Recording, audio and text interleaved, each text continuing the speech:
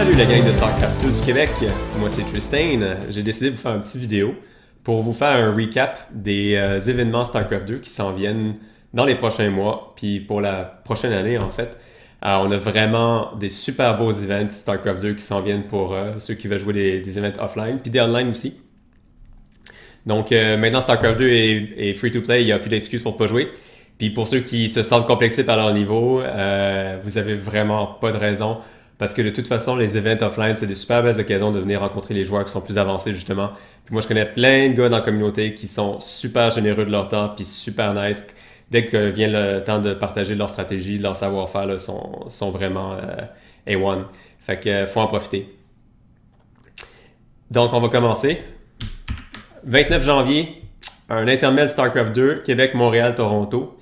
Donc, un événement, c'est ça, où est-ce que tout le monde peut jouer à partir du bar qui est le plus proche de chez eux, que vous soyez à Toronto, Montréal ou Québec. Puis, c'est un événement gratuit, sauf pour la consommation. La seule règle, c'est que vous achetez une consommation au Meltdown. C'est la dernière fois qu'on va le faire un lundi. À partir du mois de mars, ça devrait toujours être les samedis. Donc, on est tous bien contents de ça. Puis, donc, c'est ça. Pour le Meltdown, 29 janvier.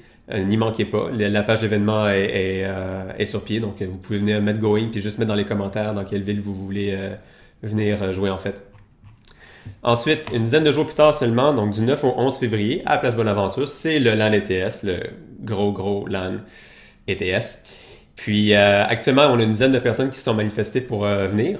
Vous pouvez très bien vous inscrire sans même payer encore le montant pour le billet, tout simplement pour signifier votre intérêt. Comme ça va peut-être inciter un peu les organisateurs à nous faire un plus gros prize pool, ce qu'on aimerait bien, d'ailleurs. Donc, pas hésiter, juste ça, donc juste à venir vous inscrire quand même.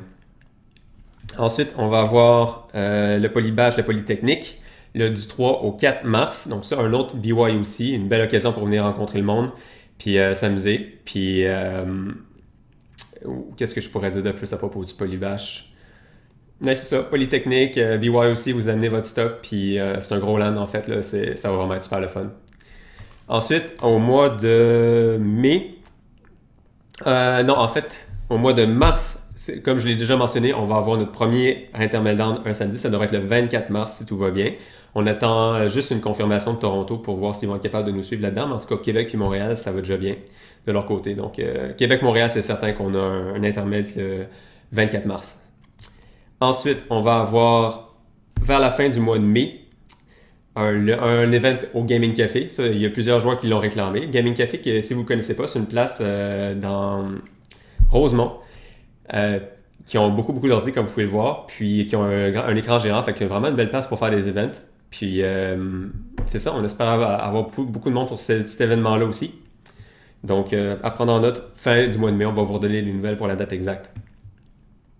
Ensuite, juin, juillet, août, on continue avec des intermèdes down. Donc, on devrait toujours en avoir à peu près un par mois, toujours le samedi autant que possible. Puis, à date, je ressors d'une discussion avec Pierre là, il y a 2 jours à peine, le barman à Montréal, puis lui, il n'y a vraiment pas de problème pour le samedi, puis à Québec non plus.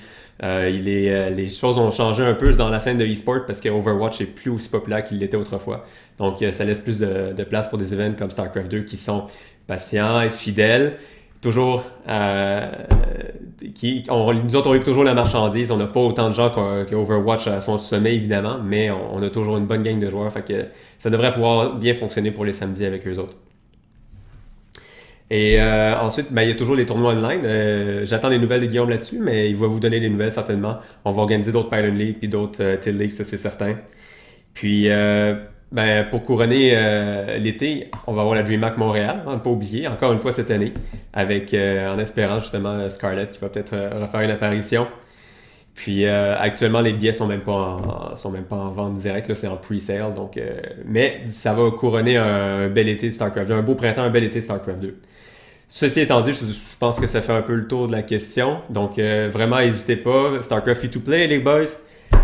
Donc, on lâche pas, puis j'espère vous voir en grand nombre pour tous les events du printemps. À la prochaine!